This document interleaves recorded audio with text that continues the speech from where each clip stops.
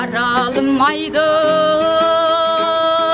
şalqarım береке қонған жер, тарихта қалған таңбасы көсемде көңіл бөлген жер, өз қолы менен жазылған қасиетті хаты келген жер, дананың сөзі дем беріп қайратқа жігер қосылып іспенен жауап берген жерің берген жер. Талай тарлан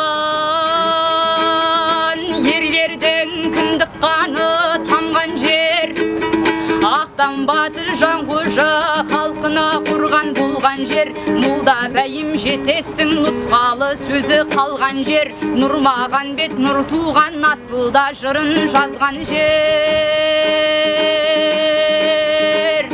Жаңа берген дәрі қол жаппар берді ау жан сүгір, аққудай даусын созған жер, найзағайдай жарқ еткен аяулы қазақ ақыны Зейнулла туып жанған жер, әйгілі қолдау әлемге әбжәбіл жазған қан мен терің қан мен тер. Еңбектің ерен ерлері Сейтмағанбет Балекеш, Өтеген Жүсіп Әлмұрат, Жүзбай Бақыт Көшербай, 16 еңбек ерлері отанға мәлім болған жер, Көктеңіздің көкжалы Демеуов біздің Нарғали еліне еңбек қылған жер.